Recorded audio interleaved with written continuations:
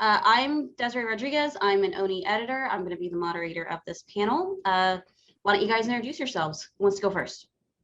Aaron? Yeah, okay, thanks. Yeah, my name's Aaron Durán. I am the writer of Season of the Bruja. I live in Portland, Oregon. Yeah, I'm a writer. I live in Portland, Oregon. I've been writing comics and novels for quite a few years now, and I've been hosting and producing a podcast for over 17 years. Wow. Long time. Yes, and I'm Sara Soler. I'm an illustrator and comic artist. I live in Barcelona. Right now I'm in the Pyrenees, like vacations. I'm excited. And well, I have worked making comics for 5 years now. And among other things, I have published Plant vs. Zombies, Dr. Horrible Friends Forever, and Voices That Count, and now Season of the Bruja. All right, awesome. Yeah, I guess to just get right into it, for folks that don't know, why don't you guys talk about Season of the Bruja? What's it about? What kind of inspirations, you took to create it? Just the overall development of it. Yeah, sure. So Season of the Bruja is about Althalia Cabrera. She is a young Mexican-American woman who lives in Portland and works at a weird oddities museum. She also happens to be she happens to believe that she is the last bruja, the last line of actual pre-colonial Mexican witches, essentially. And as her kind of powers become stronger and she bonds more with her abuela Isadora, that causes issues in the world. And it's also a lot about kind of discovering my own culture and rediscovering my culture and my place as a Mexican American. My journey is very much the same as Althalia's, but without magical powers. So be cool though, right? You could discover magical powers. That would be really cool. Yeah, maybe with not all the drawbacks that come with that also. If I can say anything about Season of the Bruja, is that I tell my friends it's a great comic. It have magic, it have badass girls, cute grandmas, bad guys, and a really, really lovely pair of alebrijes. So do you need anything more? We know that's a sell right there. Yeah, no, that's all Sarah, by the way, but we'll get to that, I think. Yeah, I guess, yeah. So Sarah, why don't you talk about, the art development of the book? Because I've looked through the book. I know there's pages available for previews and such for folks to look through now online. I believe 5 issues, single issues are out currently. And the trade is coming out in, I believe, December.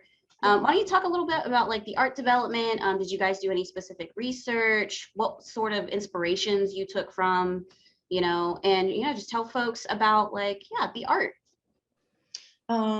For the art, I really appreciate that Aaron comes with me along all the process, because he keeps sending photos, references, and it's like a very, very huge help. Thank you, Aaron. And it's a really nice source of information, because, well, he is Mexican indeed. So it's better take the information from him and not from some random page of internet. But for the art, it maybe can sound a bit mainstream, but I watched a lot the Art Book of Coco, the Disney movie. It's so nice. I love this movie. And the Book of Life also. The research process for the aesthetic come with these 2 films, and also a very huge amount of hours invested in research museum pages, like the museum around the world. I didn't know that I can find a huge amount of collections for free to see online, and it's marvelous. So I try to keep the essence of the Mexican aesthetic collect that colorful, that life of the Mexican culture, and mix a bit with the actual or modern aesthetics. And I think it works. She's being very humble. She completely nailed it. And every time she would send me pages, I was just blown away because it was more than I mean, eventually I had to realize that like Sarah was going to keep surprising me with her amazing work. So I don't want to say I stopped being amazed by it or surprised, because that's not the case. But yeah, every time I would throw something weird at her. For a while, I was kind of worried I was giving her too much, because I would research parts of, you know, Aztec mythology or pre-colonial symbolism, and I would just send it to her. It's like, isn't this cool? And then 24 hours later, she's integrated elements of it into various characters and backgrounds, and you know. Yeah, that's wonderful. And I have to say, the first time I read the Chuey description was like, wow, he wants me to draw a furry. That's the first time I've heard you say that. I had no idea. Yeah. Like, okay. I never have drawn a furry before, and it's like, shit. I don't know how, but I studied very hard.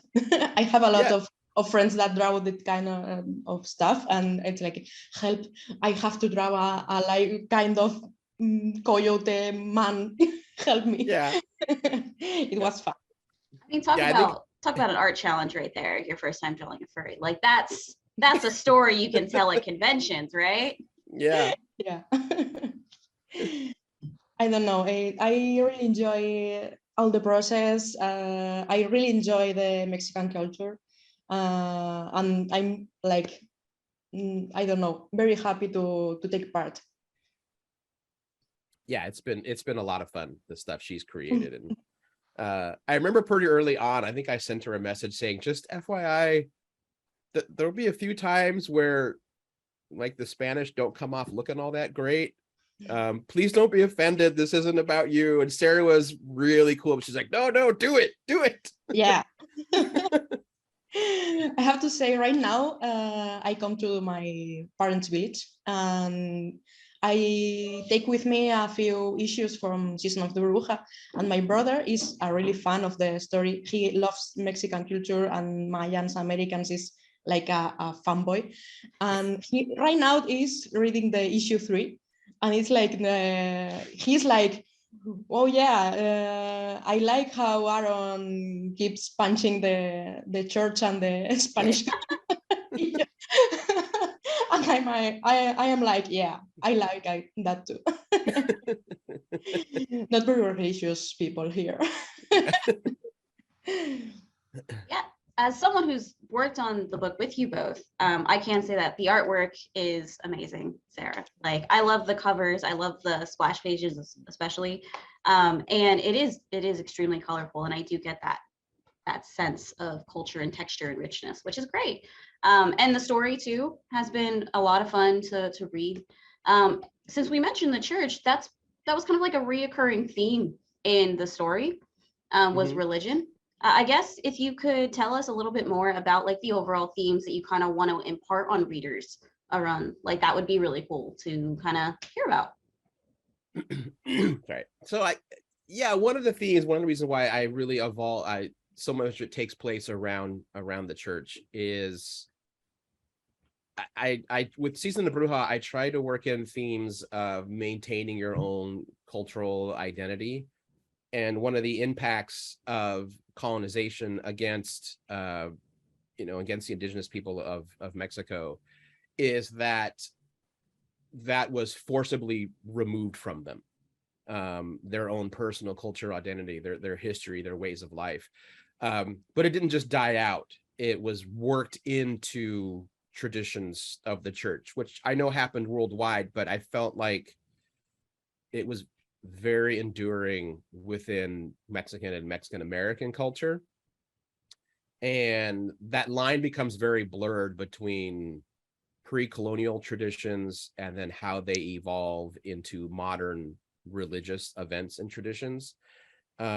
and how a person of that descent walks that line. How do they find their place in that world where they really do have, in a way, two conflicting traditions and mythologies, and how do they walk that line? In the end, do they make the choice to raise one up over the other for the betterment of themselves and their people? And that it's just not an easy path, especially you start to get pushback from other sides of that story. So that's one of the elements, because that's part of my own, personal journey with this character and discovery of myself, are finding those two conflicting philosophies, especially as I get older and I learn more. It gets trickier. Being an adult is very, very tricky. I feel that. I'm Puerto Rican, so I got that a lot. I got the themes a lot. I could relate. Yeah. But since we're talking about themes, another thing that kind of kept popping up in the book was one of my favorite topics, which was food. But we know that food is cultural, food is important. So I guess, how did that kind of come about? Why was that an important thing that you wanted to include in the story? And then, Sarah, a question for you about the food. Did you ever get hungry while you were drawing it? Because I got hungry reading it. Yeah, I'm very Aaron introduced some food I didn't know that exists, like conchas, and I was like, what's a concha? And I Google it, and my Google is in Spanish, and concha is like a seashell. And Yep. I was like, it isn't a concha.